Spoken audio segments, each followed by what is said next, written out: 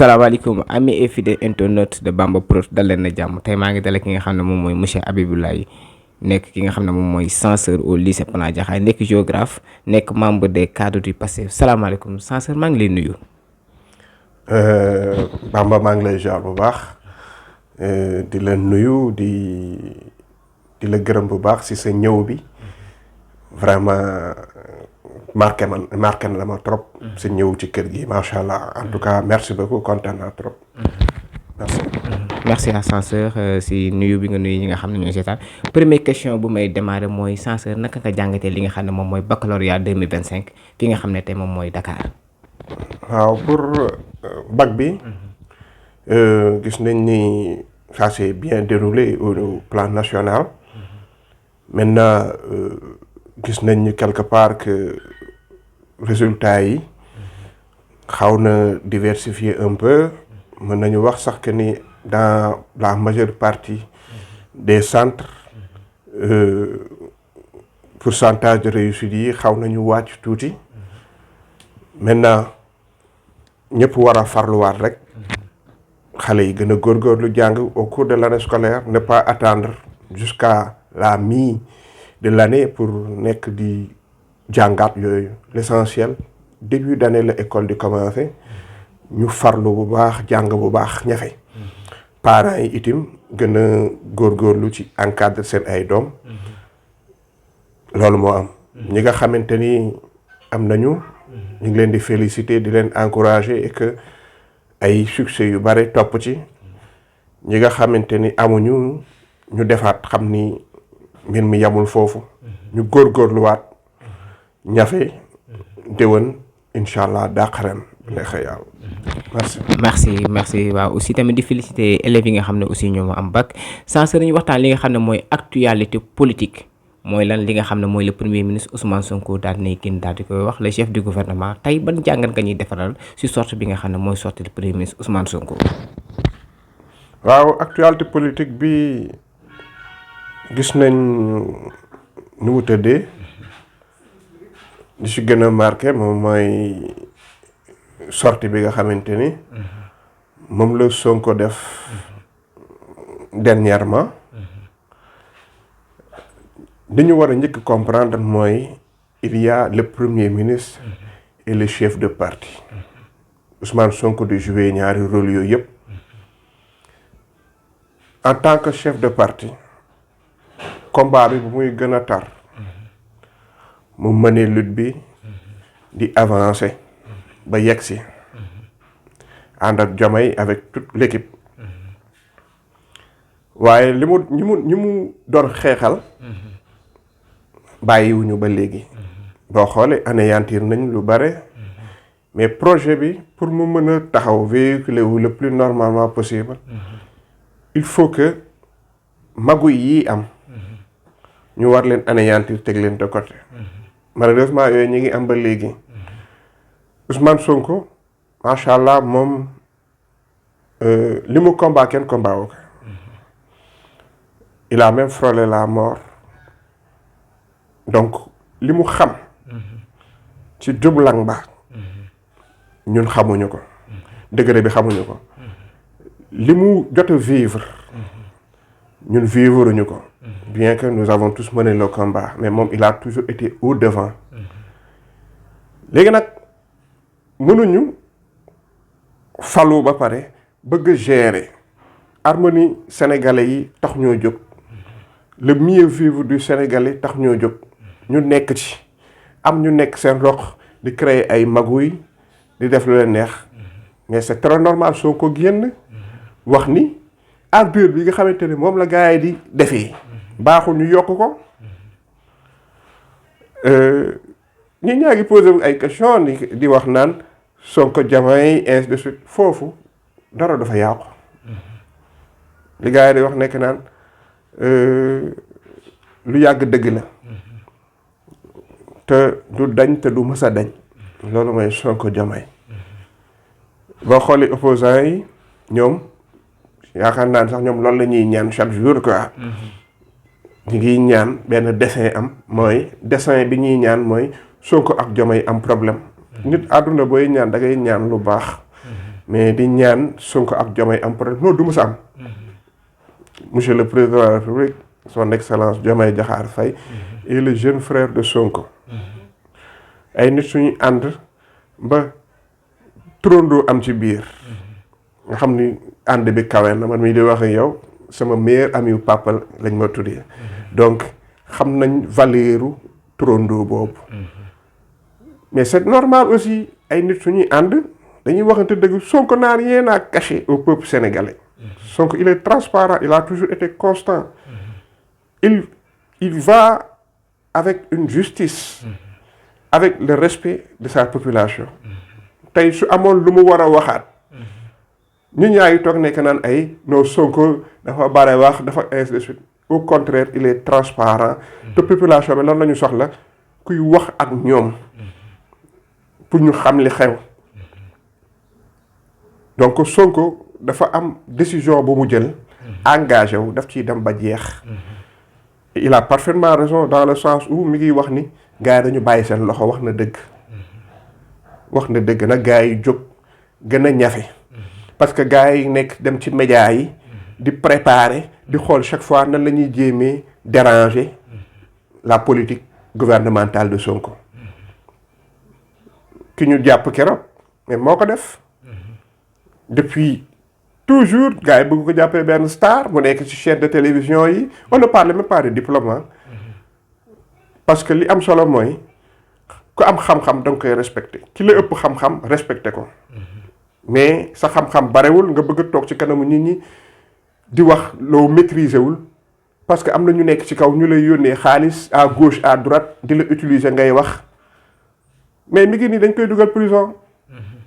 vendredi bi ñu koy dugal prison wala l'autre jour gars yi ko doon pousse seen kër cere ak yàpp la ñu reeree cere yu neex la ñuy reeree tey mi ngi nii ndekk yu neex la gars yi di reeree la gars yi di ndekkee añ ñu añ seen ceebu yaasa bu neex guddi gi ñu lekk seen ñamu soow moo mag a nele toog foofu ci prison bi il a mérité gars yi dañ lay pousse ba nga yegg donc ñoom tuuti nañu sax pour xeex Sonko parce que organigramme bi amoon Sonko kese nekk fi ak le passif Sonko nekk ci kanam gars yi di leen xeex ba def seen ay maguy tëj Sonko tëj Diomaye ak ñeneen ak ñeneen ba ñëpp ba gars yi foog ni c'est fini yàlla ak li muy def ak li yàlla bëgg def lii am Diomaye falu Sonko nekk fi premier ministre dessin boobu la yàlla teg donc du ay détails télé ak journal ñoom ñooy yàq loolu.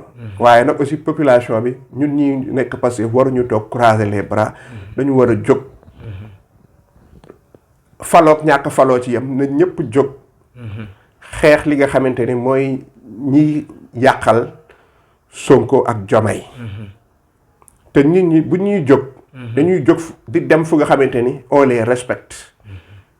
chaîne bii may waxal bu su ma leeroon ni respecté wu ma doo ñëw ma lay accueillir sama kër ñuy wax. dama xam ni yaa avant tout le respect la confiance la considération positive. donc waa Pastef yi comme ni ko Sonko waxee bu ñu jógati di dem fu nga xamante ni dañ leen di gasal kàmb. waaw c'est le moment nag maintenant ñu suivre de façon très parfaite instruction yi nga xam te moom la Sonko joxe. parce que li ko ñor. du dara lu dul l'épanouissement de la population sénégalaise l'harmonie de la population sénégalaise l'évolution la réussite du projet. Merci. ok monsieur Diagne cadre yi daal dinay pertinente trop wax dëgg yàlla lenn li mooy lu opposant yi di naan ki nga xam ne mooy le premier ministre ak ki nga xam ne aussi mooy le président dañoo am réeroo est-ce que loolu amul lenn lu muy impacté ci politique économie réew mi. non amul benn impact bu mu mën a def. parce que opposants yi ils ne sont que sur le point de la politique politicienne. opposant bu si muus sax di nga opposé wu de façon très sereine. moom laa la wax léegi Bamba. ñi fi nekkoon ba ñu jëlee leen fi. ak organigramme boobu ñu amoon doole bi ñu amoon ba gars yi naan nu mu demee nii. niñ leen fi jëlee donc sewaan yii fi des. mënuñu def dara. ku ci muus. d'accord on est dans la démocratie. opposition foog mu am. on encourage même qu'il y ait opposition parce que c'est dans le concours normal de la vie politique pour le bien mais kuy opposé wu ak Pastef na nga def nank boo gisee Sonko Diomaye def lu baax neen lii de baax na mais man ànduma ak Sonko ak Diomaye boo gisee ñu def lu nga xamante ni du noonu nga ni du noonu lii moo tax ànduma ak ñoom mais du noonu lu ñu def nga ni du noonu non après tu te permets bëgg dem ci li nga xamante ni mooy réalisation yi nga bëgg chaque fois di mettre des bâtons sous les roues ça va pas marcher dañuy sonal seen bopp rek léegi lii am problème amul y a pas de problème amul problème quoi c'est-à-dire ce sont les gens qui sont en train de di ñaan problème am entre Sonko ak Diomaye problème amul entre Sonko ak Diomaye te du mës a am ce sont des frères une fraternité sereine véritable au contraire lii dina tax ñu gën a xam fan la ñuy teg seen tànk parce que y a quelque part la petite force des ennemis gars yi gën a raxas li nga xamante ni mooy yàqal au contraire li beneen point la pour mieux sauter pour mieux aller vers l'essentiel amul benn impact négatif bu muy am ci politique économique bi waaw au contraire à partir de ces jours dinañ gis leneen ak leneen projet bi dina gën a avancer surtout soo xoolee y a les démarches pour la coopération bilatérale waaw parfait. tey ban analyse nga ñuy def ci politique économie Sénégal. waaw comme ni ma ko waxee léegi récemment on a vu que Sonko dafa dem Chine. ñëw macha allah Diomaye dem États-Unis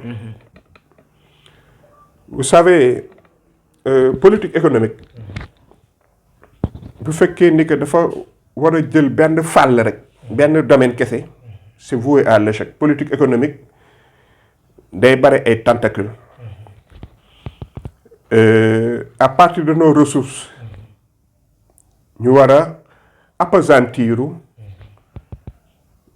ci aménagement du territoire on aménage le territoire en fonction des ressources de chaque zone bu nekk am potentialité bu fa am gars yi war ko développer gars yi war ko exploiter développer ko exploitation boobu am na lu muy àndal en termes d'infrastructure en termes d'équipement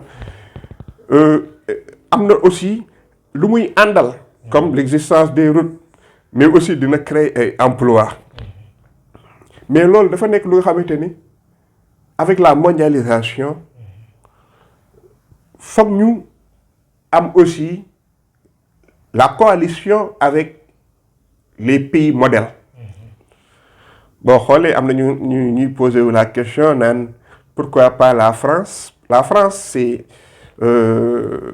c'est un pays qui est traditionnellement ami entre guillemets mais xam nañ France que ni intérêt kese moo ko tax a jóg donc surtout que bu ñu amee des dirigeants qui sont décomplexés on n'a jamais eu ces types de dirigeants vraiment décomplexés jeunes dynamiques patriotiques donc comme que am nañ loolu te am nañ possibilité kii bu demee fii ñëw kay dem fële ñëw Chine ak États-Unis ce sont les leaders de l'économie mondiale les deux principales puissances économiques mondiales du moment Sonko dem Chine Diomaye dem États-Unis mais li ñu fa exposé ñu ñëpp xam nañ ko c'est pour l'intérêt du pays c'est pour faire la promotion de la paix au Sénégal la promotion par rapport à l'accueil des investissements léegi nag bu fekkee ne que ñun ciblé nañu suñuy zone pour war a mën a def aménagement du territoire day ànd ak investissement étranger boobu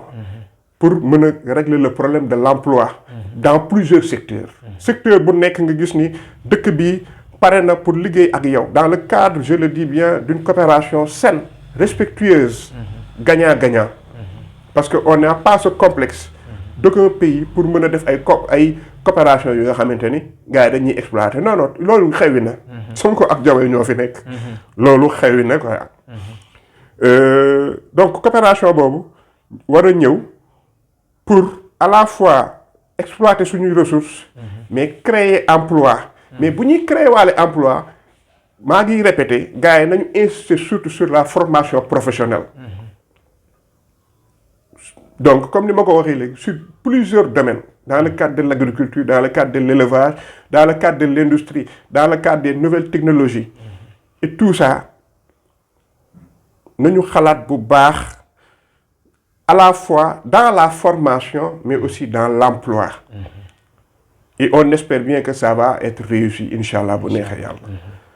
Merci beaucoup. merci Censeur yan kàddu ngay tàggatoowee. waaw kàddu yi. mooy rek di ñaan. jàmm. amiin. Sénégal yàlla fi yàlla dolli jàmm. ñu ñuy espérer ñu ñëpp ci cadre projet bi. yal nañu yàlla yombalal Sonko ak Diomaye ak ñu ñëpp projet bi aboutir ci jàmm. amiin. ñi nga xamante ni comprendre ñu nag. di jéem a xool na la ñuy yàqee projet bi ci suuf. ñu noppal seen bopp rek xam ni c'est Dieu. yàlla bu ne nii la kun fayakun la. waaw yàlla moo décidé que ni le cours de l'histoire va se dérouler comme ça. Sonko ak Diomaye ñoo fi nekk. fileeg lu yàgg nag incha allah. waaw ñuy ñaan rek ñoom yàlla yombalal leen liggéey bi. réussite am. pour l'intérêt de tous les Sénégalais. merci beaucoup. merci à monsieur le censeur Abiboulaye Diagne nekk ki nga xam ne moom mooy géographe nekk censeur au lycée Plan Jaxaay nekk membre des cadres Pastef aussi nekk ki nga xam ne tamit un homme intègre ki nga xam ne def liggéey bu remarquable au niveau du lycée Plan Jaxaay wax dëgg yàlla nekk tamit chef de parti aussi lu membre ba pare nekk bu baax a baax censeur jërëjëf ba beneen incha allah.